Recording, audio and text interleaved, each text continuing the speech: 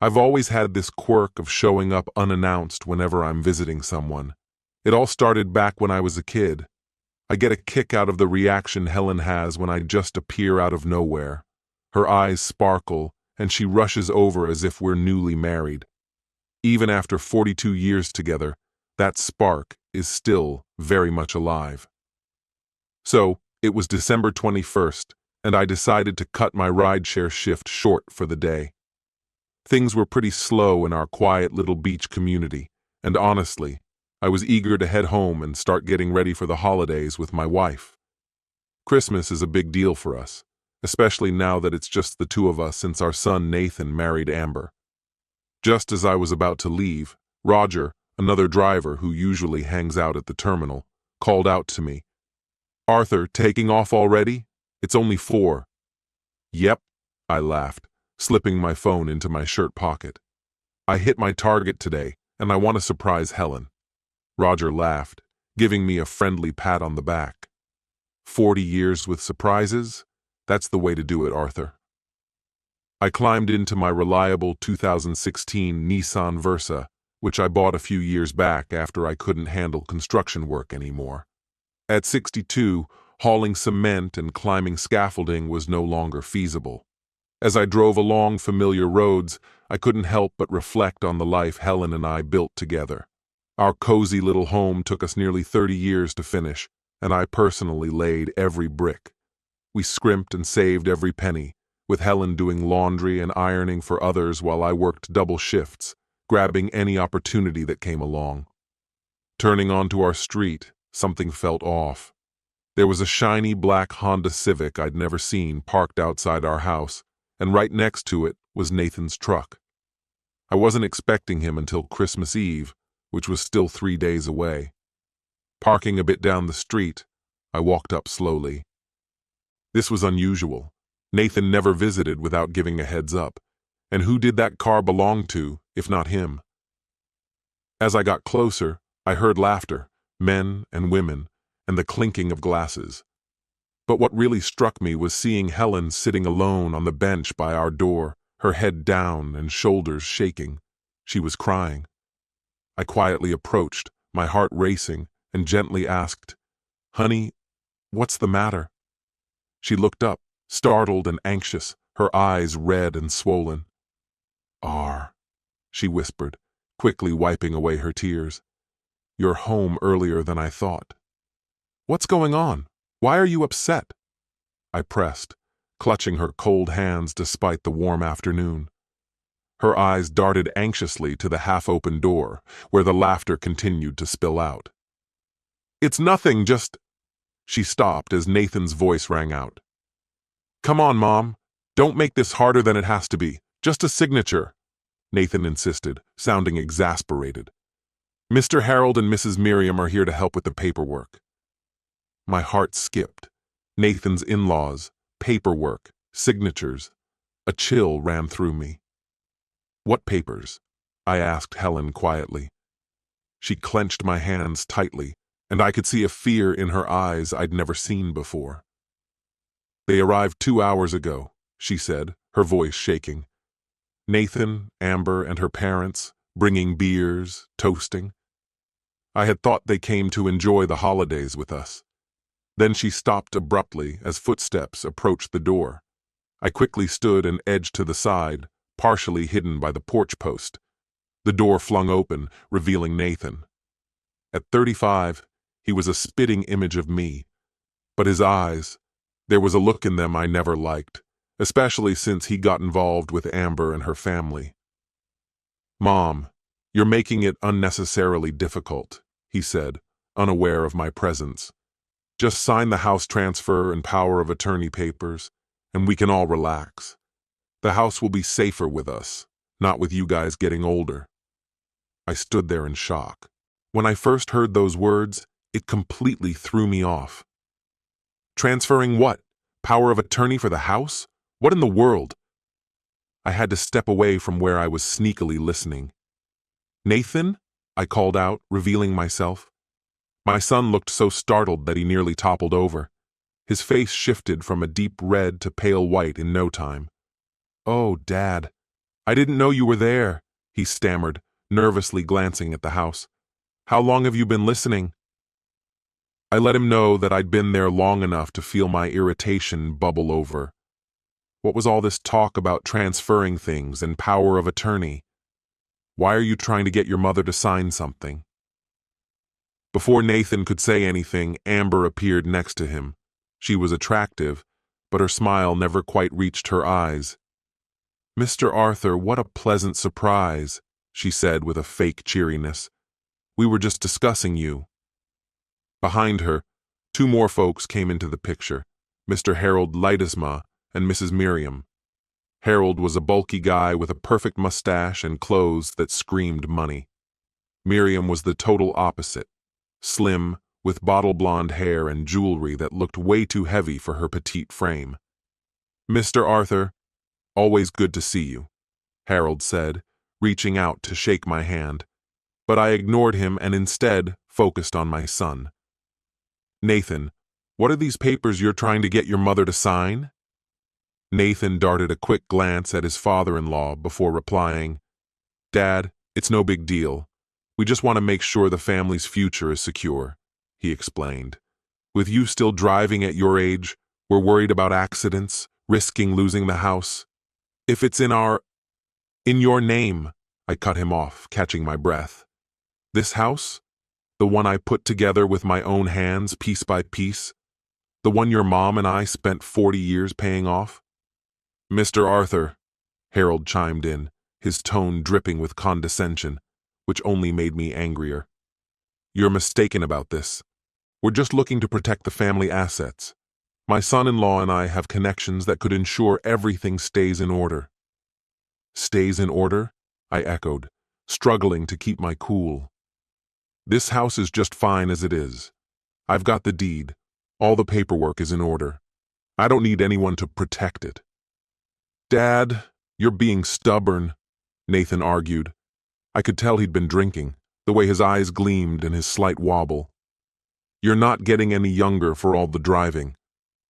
What's your plan when you can't work anymore? How will you keep the house up?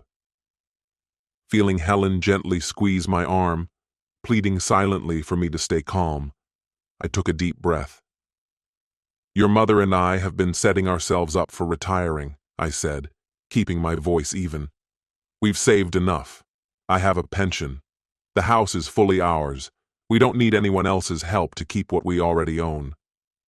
Miriam spoke up then, attempting a friendly tone, but missing the mark. Mr. Arthur, we're all looking for the best possibility. If you transfer the house to Nathan and Amber, you wouldn't have to worry about a thing. They'd manage the taxes and maintenance. You could just enjoy your retirement, Amber added, speaking directly to my wife. Mrs. Helen, you agreed before. What's making you hesitate now? Seeing Helen look down in shame broke something inside me. They'd been working on her, maybe for hours, taking advantage of her while I wasn't around. No one's signing anything, I declared, placing myself between them and my wife. I'm going to have to ask you all to leave. Harold's polite facade slipped, replaced by barely hidden contempt. I think you're making a mistake, Mr. Arthur. We're just trying to help. If you want to help, I shot back, locking eyes with him, start by respecting our decisions and our home. Nathan moved in closer, his face flushed with anger, probably from the drinks, possibly not. Dad, you're messing everything up, he nearly growled. Mr. Harold could really help. He knows influential people. If the house were ours, we might even get a loan to expand it, and everyone would have a better life. Ah, now I see what they were up to. Their plan was to use our house, our one and only asset, as collateral for their projects or the debts hanging over them. Nathan, hear me out, I managed to say, barely holding on to my composure. This house stays with us. It's not getting sold, borrowed against, or signed over to anyone else but your mom and me. So, please, you and your friends should leave. You could cut the tension in the room with a knife, and it stayed like that for a bit. Then Mr. Harold let out a dry laugh and said, "Okay, folks, let's make our exit. Seems like Mr. Arthur here might benefit from some time to cool off," as he gestured toward the door. "We'll catch up again on a day when he's in a better frame of mind." Amber tugged on Nathan's arm, who was just shooting daggers in my direction, part angry and part embarrassed. "Dad, you're missing the point," he argued. "We're just trying to help." "If you want to help," I retorted, "start by honoring your parents and the things they've busted their backs for." The group filed inside to grab their things, and I used that chance to quietly check in with Helen. "Did they really put the squeeze on you? Sign anything?" I asked, a bit on edge. She shook her head. "No signing, but they really pushed hard, kept saying it would protect us if something happened to you," she admitted, her voice shaking. "I'm sorry, Arthur. I nearly gave in to them." I hugged her tightly, feeling just how small and fragile she seemed, and right there I made a promise to shield her from these kinds of things, even if it was Nathan causing the turmoil. After a while, they were heading out. Mr. Harold cast a glance my way that was meant to seem pleasant, but felt a little off. "Give it some thought, Mr. Arthur. Our offer stands. We're really just looking out for everyone," he said, holding out his hand again. I left him hanging once more. "Appreciate your concern," I replied, keeping it short. "But my wife and I can manage just fine on our own." When they finally drove off, Nathan lagged behind for a moment before hopping into his truck. "I'm sorry if I upset you, Dad, Mom," he said, but the words felt empty. "Nathan, I'm concerned about all of our futures here," I replied, feeling the weight of it all hitting me. "Your mom and I are the ones who will decide our own path, and I hope you won't attempt something like this again." He nodded, but his eyes said this wasn't over. Watching them pull away, a wave of apprehension swept over me. It felt like this was just the start of a conflict I hadn't chosen, but was ready to face head-on. Helen clasped my hand, and we walked back inside. The kitchen table was a mess, strewn with unfinished beer bottles and some paperwork I hadn't noticed earlier. When I looked at them, my heart skipped. They were drafts for power of attorney and property transfer, all neatly printed on official notary paper. "They had this all mapped out," I murmured, showing them to Helen. She turned pale, clinging to me. "Arthur, I'm frightened," she confessed. "They spoke like we're just some helpless old couple who can't manage our own affairs." I held her tightly and kissed her head, but my mind was racing ahead. I had to act quickly to safeguard what we had built. "Don't be scared, dear," I assured her, trying to sound more self-assured than I felt. "I won't let anyone take what is rightfully ours."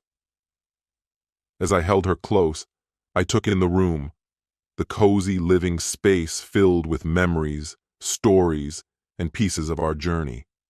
It struck me then that this was about more than just brick and mortar.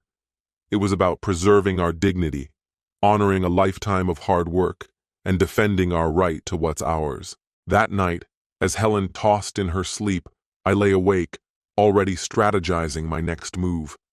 I wasn't sure exactly what Nathan and the Ledesmas were hoping to gain, but I knew they wouldn't back off without a fight, and neither would I. I started thinking about an old buddy of mine, Captain Arriaga, who's with the city police now. And then there's Jessica Casteda, a bright young attorney who once bailed a friend out when he was in a pickle like mine. I decided I'd get in touch with them first thing in the morning. This battle was just heating up, and I had no plans to back off. That night, sleep was elusive. As Helen tossed next to me, my mind wouldn't stop churning, replaying all the events that had transpired. The thought of my son clinking glasses with his in-laws while Helen cried outside was etched in my mind like a painful scar. I got up just before dawn and made some coffee.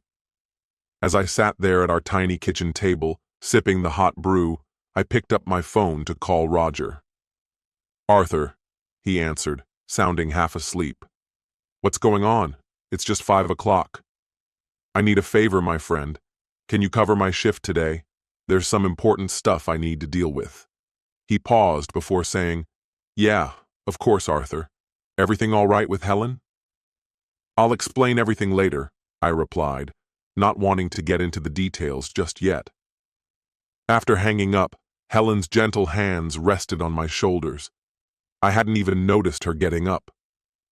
Where are you headed this early? She asked while she poured herself a cup. Just sorting some things out to protect what's ours, I assured her, giving her hand a squeeze. Trust me on this, darling.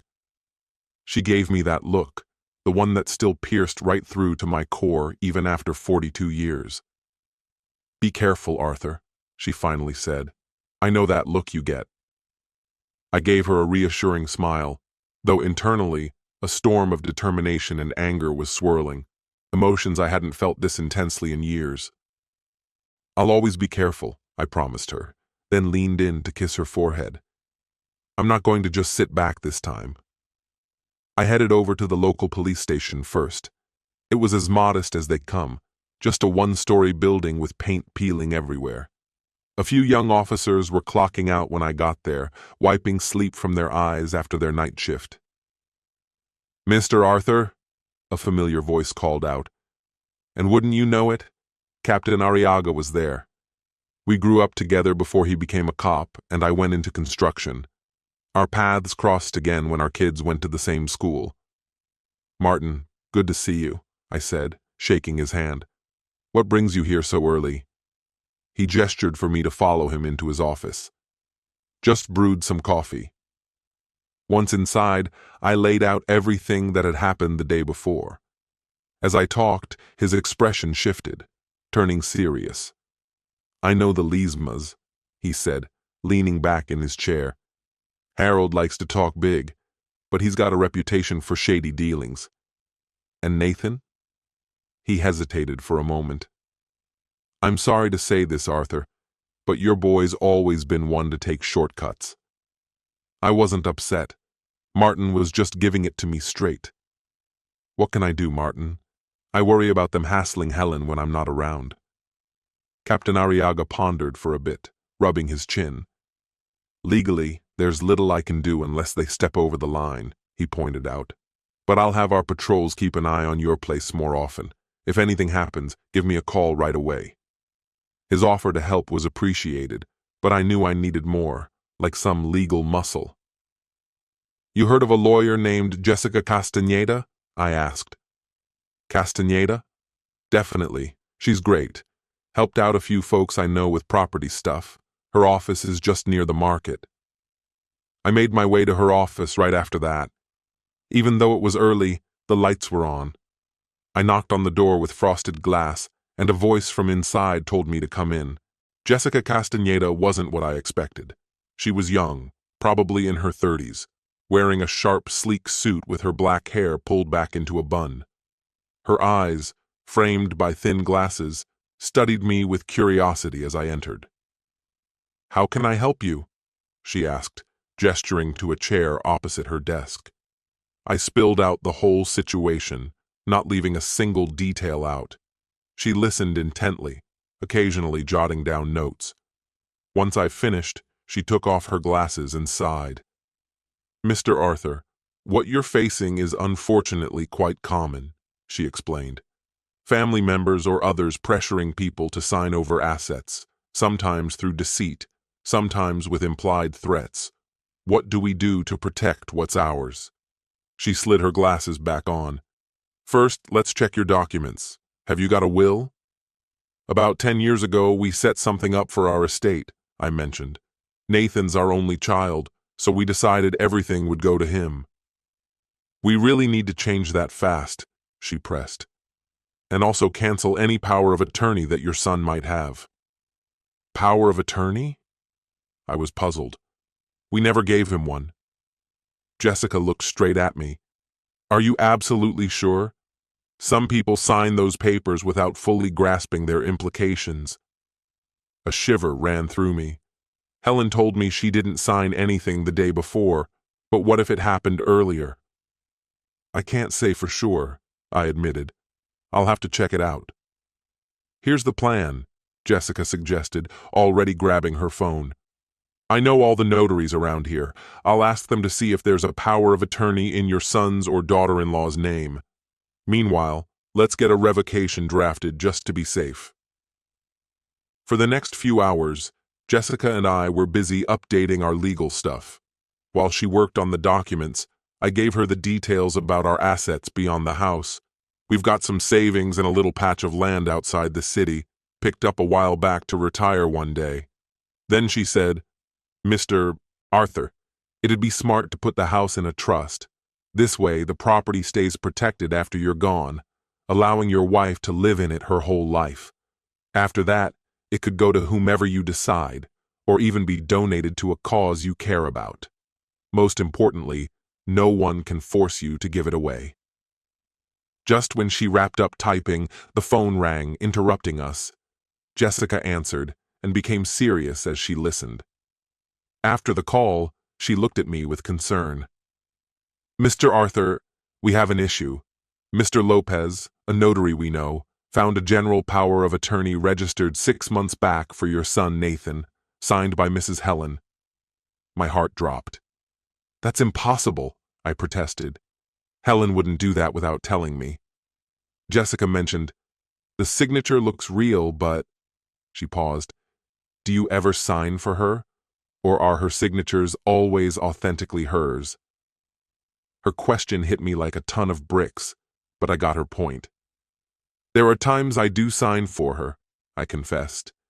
You know, for mundane matters or when she isn't feeling well. Our signatures look quite alike. Jessica nodded, like she'd figured something out. Could it be someone faked her signature? Or maybe she was tricked into signing something under false pretenses? She proposed. Either way, we need to revoke this power of attorney immediately and file a complaint for potential fraud. The rest of the morning saw us visiting notaries, scrapping the power of attorney, and setting up the house trust. We also tweaked the will to specify that Nathan would be disqualified as an heir if he tried any coercion or manipulation. By the time we finished, it was nearly lunchtime. Before I left, Jessica shared some parting advice. Mr. Arthur, you need proof of what your son and the Ledesmas might be plotting. If they try to press you again, record the conversations. Our state only requires one person's consent for recording, and that could be you.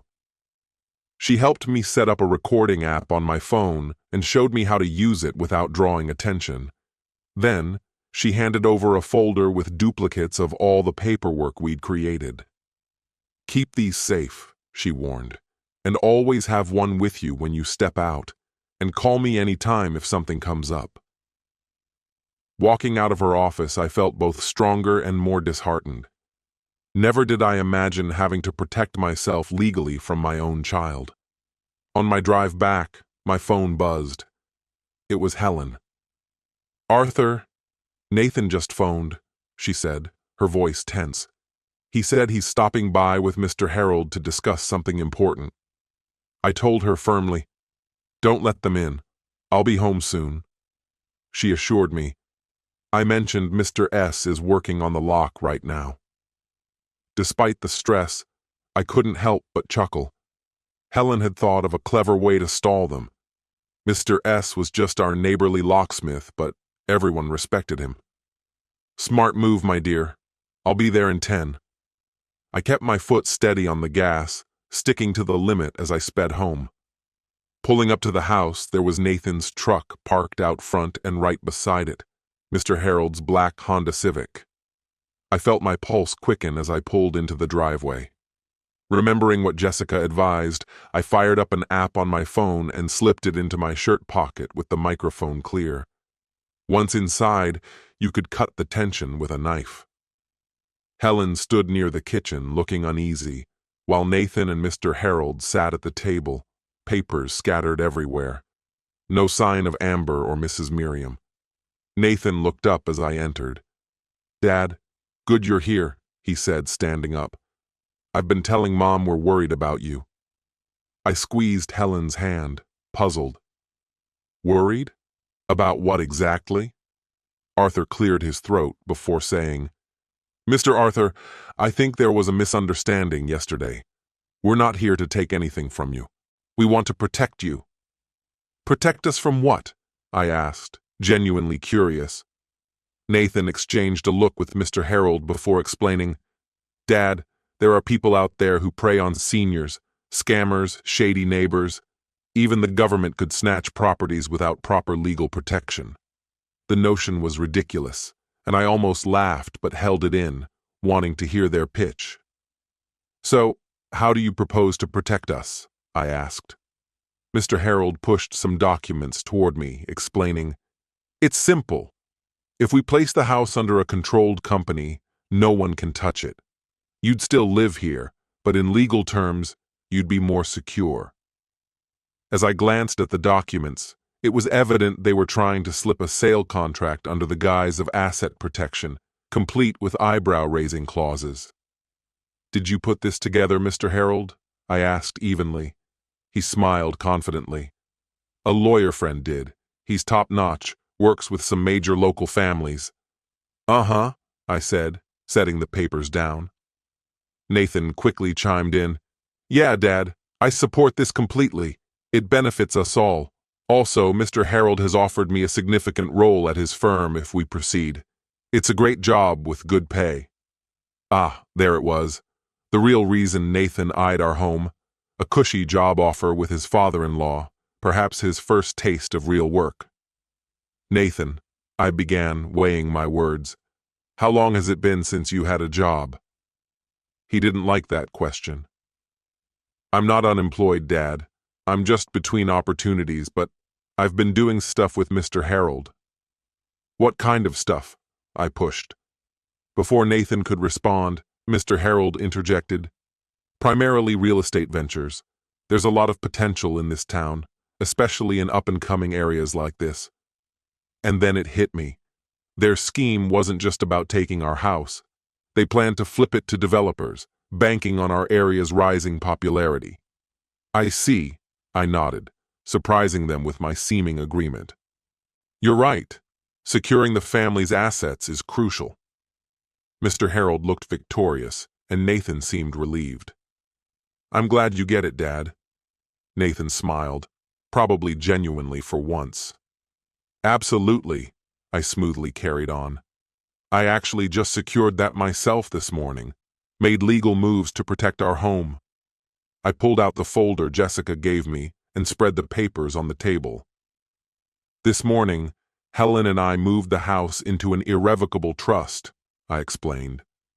Also, we revoked that power of attorney Nathan supposedly got from my wife 6 months ago. Nathan's smile vanished, and Mr. Harold stiffened. What have you done? Nathan stammered, visibly shaken. What was necessary? Protecting us, I replied firmly. Oh, and by the way, we're exploring options for pressing forgery charges. Miss Castana's handling it. Mr. Harold suddenly sprang up, clutched his papers, and exclaimed, I believe you're overlooking the situation, Mr. Arthur. Though he tried to keep a pleasant demeanor, there was a hint of menace in his tone. We could have crafted a win-win agreement here. No deal is ever a win-win when it involves our home, I retorted firmly. And now, it's time for you to leave my property. Nathan looked at me, caught between shock and anger. Dad, you're making a really bad choice. Mr. Harold is just trying to give us a hand. No, Nathan, you're the one who's off base, I replied, overwhelmed with sadness. I pray you see it clearer one day. This isn't the end, Mr. Harold declared as he walked towards the door. I've got connections, and your lawyer will soon know that. I'm recording your threats, Mr. Harold, I informed, pulling my phone out. Just like every word of this chat, Miss Castana advised me to gather proof, and I have. Mr. Harold's face blanched, and Nathan was speechless. If it comes to it, we'll see you in court, I stated. But believe me, you'd rather not. Attempting to dismantle what we'd carefully built was not something I would allow. Mr. Harold exited without so much as a farewell. Nathan stayed behind a moment longer, giving me a look I just couldn't decipher. Finally, he blurted, "I never imagined you'd doubt me like this, Dad." I replied, "You're my son, and that's why it's so painful. But Nathan, it's necessary, for your good and ours." After they left, Helen hugged me and whispered, "That was so nerve-wracking." I reassured her, "It's all right, love. We're secure now." Yet, as I glanced out the window, I saw Nathan locked in an intense discussion by the cars with his father-in-law, his distress apparent while Mr. Harold seemed to be giving some kind of directive. It felt to me like this was just the beginning. Later that day, I called up Mr. S., our neighborhood locksmith. We go way back from my construction days. He's a big guy. Years of labor have sculpted his hands, but he handles locks like a pro. "You need all the locks changed right away?" he verified when I explained the scenario. "Yep, S, it's urgent," I confirmed. There was a momentary pause. "Issues with Nathan?" he finally asked. I wasn't shocked he picked up on it. Around here, gossip travels fast like rain soaking the earth. I nodded despite him not seeing me. "In a way," I admitted. "I'll tell you more when you're here." An hour later, Mr. S. arrived, toolbox in hand. As he worked on the main door, I filled him in, leaving out the most painful details. "You're not alone in this, Mr. Arthur," he said while working on the lock. "Just last month, Mrs. Herman had her nephew swipe her pension, needed new locks too." "What happened after?" I asked. "The kid showed up furious, yelling he'd smash the door. Cops had to step in. He hasn't been back, might have moved to the next town." As he continued his work, Helen brought us coffee. Holding my hand at the little kitchen table, her eyes reflected her unease. "Do you think Nathan would try to break in?" she asked. Before I could respond, Mr. S. chimed in from the hallway. "No need to worry, Mrs. Helen. These new locks are tough to beat." Then he revealed some sleek little cameras from his jacket. "I'll install these at the doors," he said. "They'll send alerts to your phone if anything fishy happens." Curious, I asked, "Where'd you get those from, S?" He replied, "A buddy imports them, not costly and reliable. Consider them on the house." I was relieved. Any added security was reassuring. By 10 p.m., Mr. Sal wrapped everything up. As he left, he handed us 3 sets of shiny new keys. "One for each of you," he said, "and stash the third one somewhere safe, just in case. If anything else crops up, reach out." I settled the bill, adding extra for the rush job and those cameras.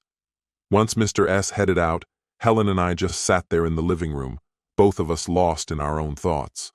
After a while, Helen wiped her eyes and asked, "Do you really think Nathan would come in without checking with us first?" Her voice was shaky. I sighed, feeling the weight of it all. I hope not, but after everything that's happened, I can't help but have doubts about him. "We have to be cautious now," I admitted. That night was restless. I couldn't sleep while Helen kept turning beside me. I kept replaying the conversation I'd recorded with Nathan and Mr. Harold again and again, sent an email with the audio to Jessica Castaneda, and saved a backup online, just like she taught me. Next morning, I got up and stuck to my daily routine. Had to keep things looking normal. We couldn't afford to raise more eyebrows. Besides, we needed the money. If there's one thing I've learned, dealing with legal stuff, even when you're right, can empty your pockets. Work was straightforward. Picked up some tourists at the airport, drove a family to the beach, and ended the day with a long trip to the next town over. By the time I got back, the sky was getting darker. As I drove towards our house, something seemed off. I spotted 2 vehicles I didn't recognize. One was a white Volkswagen, and the other a red Jeep. They weren't Nathan's or Mr. Harold's.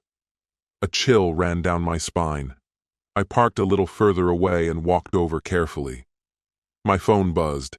It was an alert from the security cameras Mr. S. had set up. Someone was at our front door. I checked the app, and there was Amber, Nathan's wife, knocking forcefully. She was with a man and a woman carrying a briefcase, most likely with documents. I quickly called home. Helen answered on the second ring. "Arthur, where are you?" she asked, her voice laced with worry. "I'm nearby. I see Amber and some others at the door." "Who are they?" she replied. "Amber claims it's someone from social services and a doctor. They say they're there to check on us, claiming Nathan's concerned. Realizing they intended to deem us unfit, I firmly instructed, 'Whatever you do, don't open the door. Call Miss Gastana right now.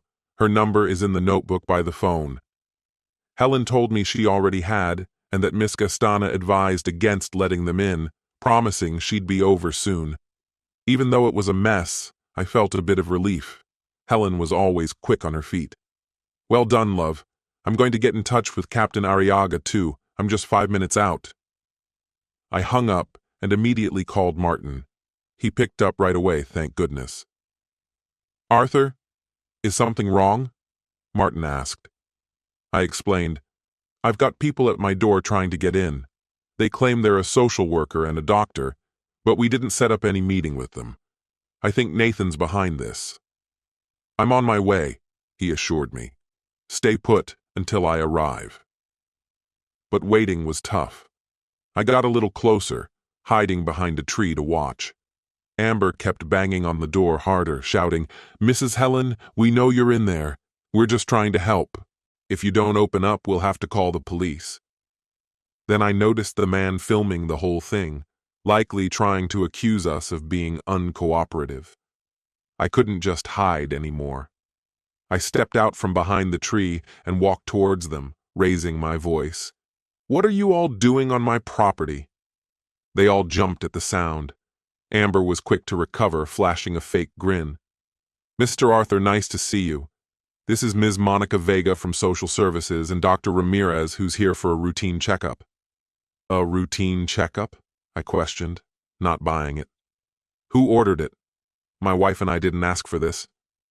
The lady, looking all official in her suit, stepped forward, trying to look serious. 'Mr. Arthur, your son Nathan raised concerns for your well-being, so we're here to ensure everything is all right. Which agency do you work for?' I cut in, noting she had no visible ID. She hesitated for a moment. 'We work with a private assistance program,' she said, keeping it vague, 'hired by your son.' 'Then you don't have any legal rights here,' I stated clearly. 'I'm asking you to leave my property now.'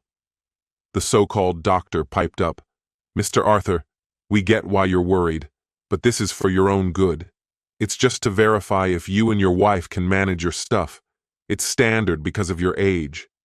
I was fuming inside, but I kept it cool, not wanting to give them more to use against me. 'Doctor, could you remind me of your name?' I asked. 'Ramirez. Dr. Philip Ramirez,' he said, though he sounded unsure. 'Could you show me your medical license, Dr. Ramirez?' I asked. He seemed thrown off. 'It's, in the car. I cut him off, catching on to his stalling tactics. Just then, a strong voice interrupted, breaking the tense mood. I turned and saw Jessica Castaneda striding towards us, with Captain Arriaga and another officer right behind her. 'Miss Vega, Dr. Ramirez,' Jessica declared firmly, making it clear she knew exactly who they were. 'You've broken several laws, including impersonating public officials and harassment.' The fake social worker lost her cool immediately. 'We were just—' she began, but Jessica silenced her. 'Spare us the excuses,' Jessica said sharply. 'You can explain down at the station, along with your so-called credentials, which I highly doubt exist.' Captain Arriaga moved in and told the visitors, 'I need you to come with us so we can verify your identities,' making sure they knew he wasn't messing around. 'We also need to take that phone you were using to record without permission.' Amber looked like she wanted to argue, but a look from Martin stopped her, and the three of them followed the officers to a patrol car nearby. Jessica turned to me. 'Mr. Arthur, this is exactly what I warned you about. They're looking for any way to claim you can't handle your affairs, she explained. As the trio got into the car, I asked, "Who exactly are these people?" "The woman works for a law firm known for sketchy inheritance cases. The man's claim to be a doctor is shaky at best, and your daughter-in-law is fully aware of what she's doing," Jessica responded. I nodded, completing her thought. Jessica was serious. "Mr. Arthur, this is only the beginning. We need to stay ahead of whatever they try next."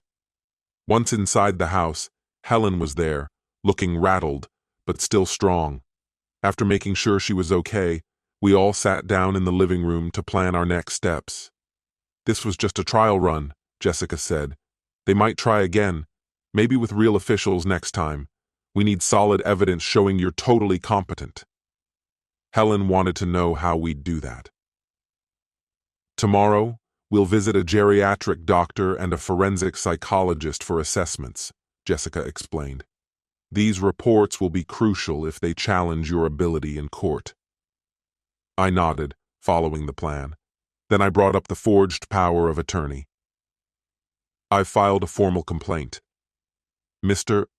Lopez, the notary, vaguely remembers Helen and admits he didn't properly verify her identity, which works in our favor to dispute the document," Jessica reassured us. Jessica pulled out some papers and spread them on the table. "Aside from the trust we've set up, I recommend this," she pointed to a legal form. "It's an advanced directive. You can choose someone you trust to make decisions for you if you ever lose capacity. That way, Nathan or the Leidmus can't take over your affairs." Helen looked upset. "But who would we choose? Nathan's our only child." It was a tough question. We didn't have close family suitable for the job.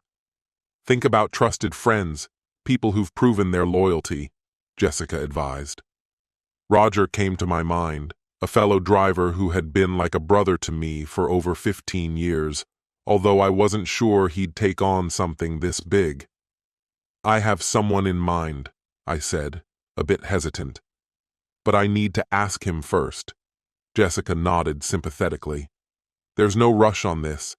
Let's focus on getting the medical evaluations done and bolstering our legal position." After Jessica left, Helen and I sat in silence until Helen finally spoke up, her voice filled with tears. "Arthur, I never thought we'd be in a place where we'd need to protect ourselves from our own son," she said. I hugged her tight, feeling her sadness as deeply as my own. It was something we shared together. "I never did either," I admitted. "But we can't delay. Nathan's chosen his path, and now we need to look out for ourselves." She wondered aloud how things had reached this point. "We did our best raising him, offered him strong values and a good education," she said. "It's not on us," I assured her, though a little part of me questioned if we might have missed something along the way.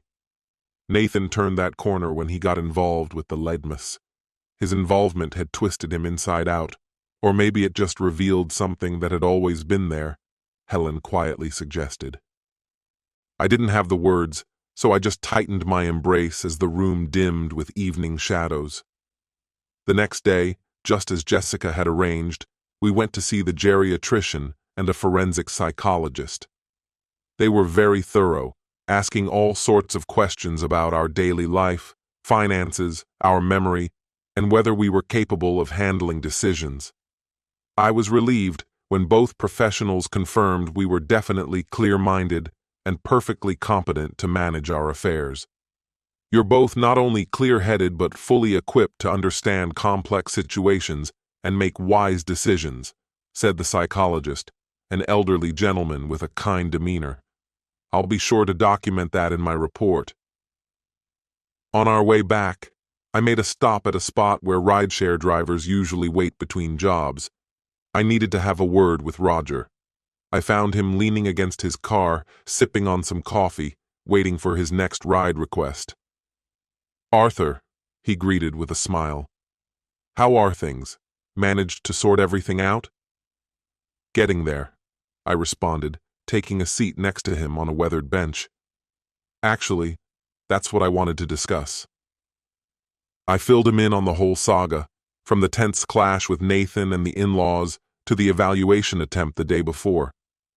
Roger listened closely, going from shock to indignation as he heard it all. "I can't believe your son would turn against you for a house," he exclaimed, eyes wide with disbelief. "It's about more than just the house, Roger. It's easy money. It's power," I said, a deep sigh escaping me. "Anyway, there's something crucial I need to ask of you." I laid out the details of the advance directive and what it involved. To my surprise, Roger agreed without hesitation. "Of course, I'll do it, Arthur. It's an honor that you trust me so much. You've been like family to me since I lost my wife." His words choked me up. In situations like ours, a good friend is beyond valuable. "Thank you, Roger. You can't imagine how much this means to us." We chatted a while longer before I headed home, emotions swirling inside me. There was deep sorrow about being at odds with Nathan, but immense gratitude for folks like Jessica, Martin, and Roger, stepping up when we needed them most. Back home, I found Helen in the kitchen preparing lunch, and she seemed different, more determined, with a spark I hadn't seen in days. "How'd it go with Roger?" she asked, skillfully chopping vegetables. "He agreed right away," I said as I washed my hands at the sink. "He sees it as an honor." Helen nodded as if she had never doubted him. "Good. Then let's call the lawyer tomorrow and make it official," she said with determination. "And Arthur, I've been thinking, we should change the locks on that piece of land too." I was taken slightly by surprise but realized she was right on the money. The retirement plot could be a tempting target for Nathan and the Lees as well. "You're right," I agreed. "I'll ask Mr. S. to handle that too." "And another thing," Helen added, setting the knife down to look me square in the eye. "I want to get better with my phone. Learn those security apps, how to record things, everything. I don't want to always depend on you for our safety." Her determination filled me with pride and love. My Helen, so often underestimated yet incredibly strong. "I'll teach you everything I know," I promised, hugging her close, "and anything I don't know, we'll figure it out together." That afternoon, as I was showing her how to navigate some security apps, I could feel something changing inside me. Nathan's betrayal was still raw, like a wound that hadn't healed yet. But alongside that pain, a newfound grit started to form. We decided not to let this knock us down, and to fiercely guard everything we'd worked so hard for. We understood this was just the start. Nathan and the Lees probably had more up their sleeves, but we were feeling more solid now, with knowledge on our side, evidence in hand, good friends standing by us, and most importantly, an unshakable confidence that what we were fighting for was rightfully ours. As the evening rolled in, a message popped up from Miss Coat jerked back, surprised. Nathan tried to act unaffected and began to talk, but I wasn't interested in his excuses. "What have you done to Helen?" I asked, moving closer. My heart was pounding in my ears as I took in the scene. "Arthur," Nathan said with a fake smile, trying to act casual, "we're just taking care of her well-being." "And is that why she looks like she's been drugged?" I countered, pointing to Helen, who was sitting there, clearly not herself. Amber aimed her camera at me, probably hoping to catch something she could use against me. But I was beyond caring about that. I just wanted to ensure Helen was all right. "Get out of my house," I ordered, trying to sound firm. Nathan paused for a split second before motioning to the man in the coat to gather his things. Amber kept filming, not wanting to miss anything. They were playing a risky game, but this was my home and my wife, and I wasn't backing down. Just as they were about to leave, Captain Arriaga showed up with 2 other officers. I felt relief seeing them arrive right when we needed help. "Everyone freeze," Captain Arriaga commanded in his booming voice. Nathan and his crew stopped in their tracks, caught red-handed. With Arriaga there, I rushed over to Helen, kneeling by her side. Her eyes met mine, slowly coming into focus as if she was waking up from a deep sleep.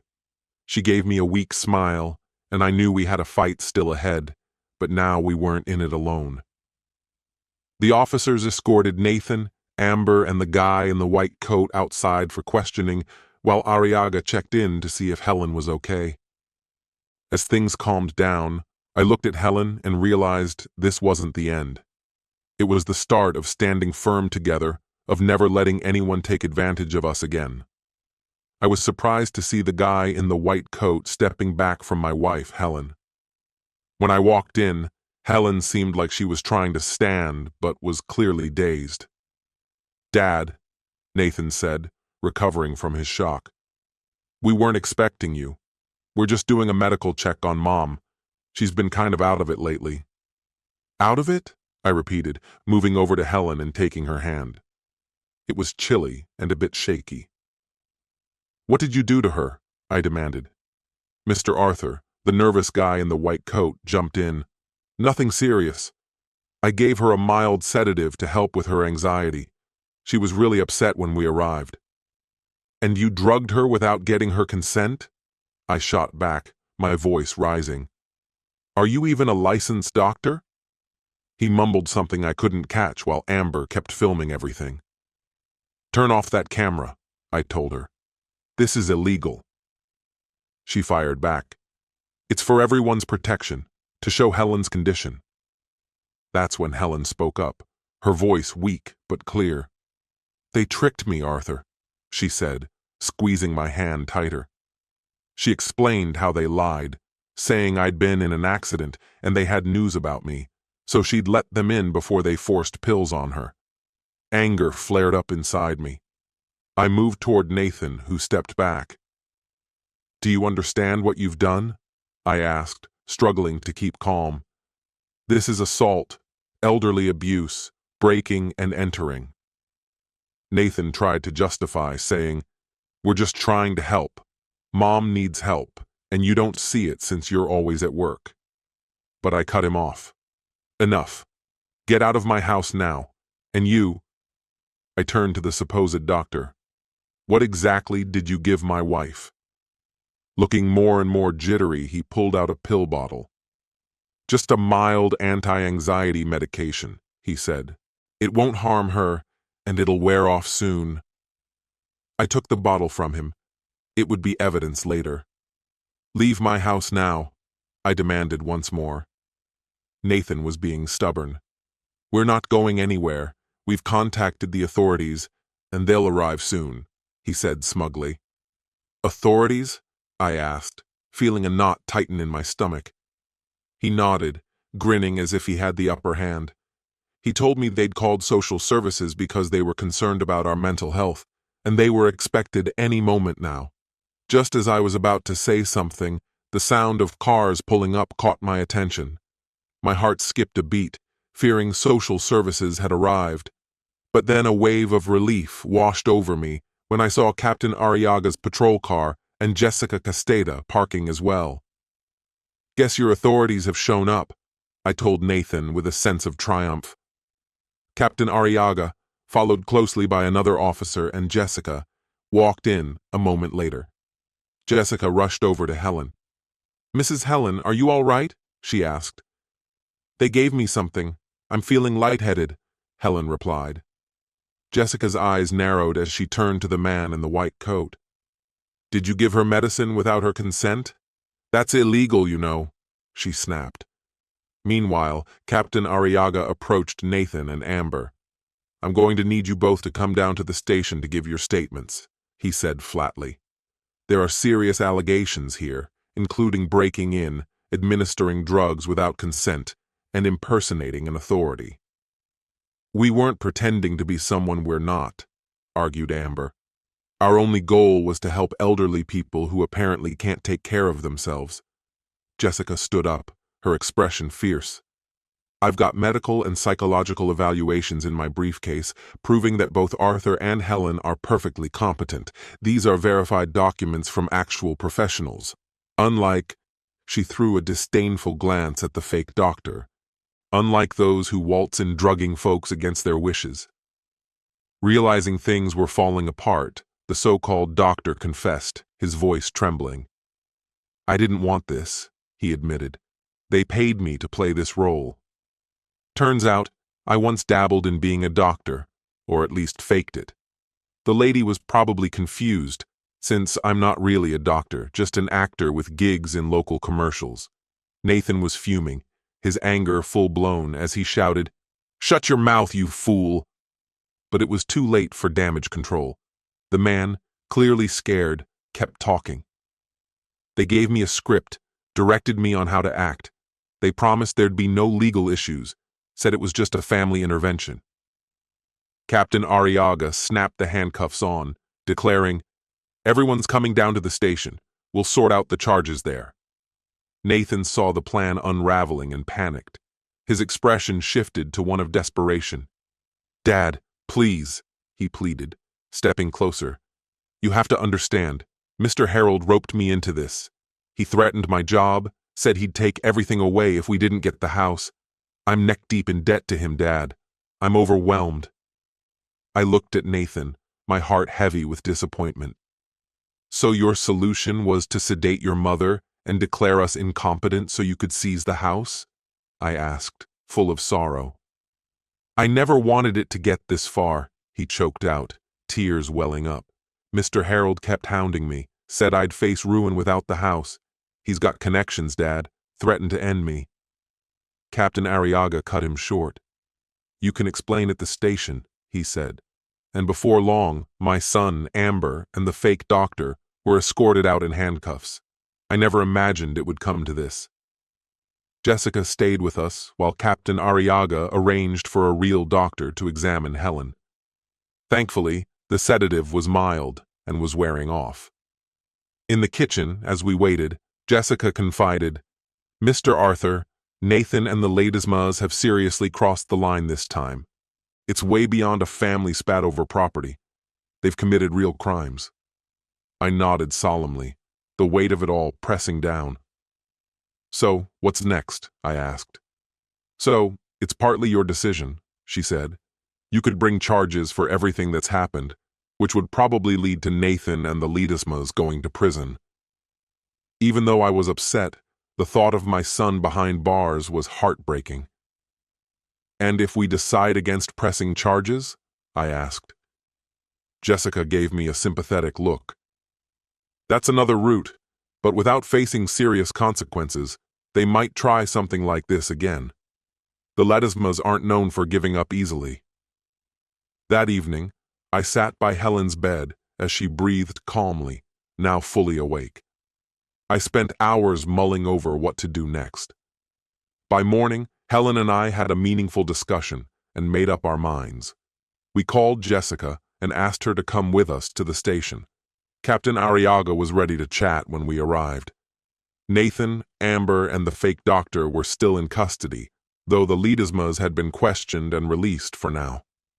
"We've made up our minds," I said as we settled into the captain's office with Jessica. "We don't want Nathan sent to prison." Jessica gave a knowing nod. "I understand, Mr. Arthur," she said. But I continued, "That doesn't mean he's off the hook. Nathan has to grasp how serious his actions were and learn from them." The captain then asked, "So, what's your plan?" Helen squeezed my hand for support. "We're thinking of a compromise," I explained. "Nathan needs to cut all ties with the Ledesmas, divorce Amber if necessary. He should have a fresh start, get an honest job, and support himself. If he proves he's learning and taking responsibility, we won't press charges for what's happened." But regarding the Ledesmas, Jessica chimed in. "We want legal proceedings against them," Helen stated determinedly. "They're the masterminds. They manipulated him and led him into this mess." Jessica and Captain Arriaga exchanged glances. "I'll set up a meeting with the DA," Jessica eventually said. "But we'll need Nathan's help to testify against the Ledesmas. Without his testimony, it'd be hard to bring them to justice in court." "I'll talk with him," I assured. "I'll explain everything clearly." An hour later, I sat across from Nathan in a small room at the station. He looked exhausted, bags under his eyes, utterly defeated. "Dad," he said when he saw me. "Listen closely, Nathan," I interrupted. "Your mom and I decided not to press charges on one condition. I laid out our terms, cut ties with the Ledesmas, find an honest job, and most importantly, I told him, we need you to come clean about the Ledesmas, their pressure, their plans for our house, the whole story." Nathan looked at me, caught between disbelief and relief. "So, I'm not going to jail?" "Not if you follow these conditions," I replied. "But remember, Nathan, this is your last chance. Pull a move like this again, betray us, and there will be no more opportunities." As tears welled in his eyes, he said, "I'm really sorry, Dad," his voice trembling. "I got caught up. Mr. Harold promised everything, success, money, recognition, all without any effort on my part." "That's the problem, son," I said, feeling both sad and empathetic. "You've always looked for shortcuts, but life doesn't work like that. What's gained without effort isn't valued." He nodded, beginning to understand. "I'll testify. I'll share everything," he promised. Mr. Harold orchestrated the entire plan from the start. How he pressured me, how they forged Mom's signature. "Good," I said, standing to leave. "Miss Castana will come soon to take your full statement." As I was exiting, Nathan called out. "Dad," he said, his voice shaky, "do you think you and Mom will ever forgive me?" I paused at the door, not looking back. "Forgiveness is something you earn, Nathan," I replied. "Through actions, not just words. Show us you've changed. Then we'll discuss forgiveness." The following weeks were a blur of chaos. With Nathan's testimony and the evidence we had on hand, the district attorney launched a barrage of charges against the Ledesmas. Things like document forgery, attempted fraud, coercion, and even giving substances without consent. Nathan stayed true to his promise and cut all ties with them. He moved into a small apartment on the other side of town and, with Roger's help, landed a job as an administrative assistant at a transport co-op. Amber, watching her husband testify against her parents, filed for divorce and returned to her family's home. Rumor had it that Mr. Harold lost a lot of big contracts, his reputation trashed by the court case. Helen and I carried on with our lives, more united than ever after the ordeal. Our home, secured by the trust we set up, stayed our safe haven, a testament to a life built on honesty and hard work. A few months passed before we met Nathan again. We had a brief and slightly awkward meeting at a neutral coffee shop. He talked about his job, about finally learning to stand on his own as an adult. "It's tough," he admitted, "but I feel like I'm finally doing the right thing." There was no grand emotional scene, no cinematic hugs, just a fragile step towards fixing what was broken. The road to forgiveness was going to be long and rough. Over time, the visits became more regular. Nathan never moved back home. He didn't completely regain our trust, but slowly he began to show through his actions, not just words, that he'd learned his lesson.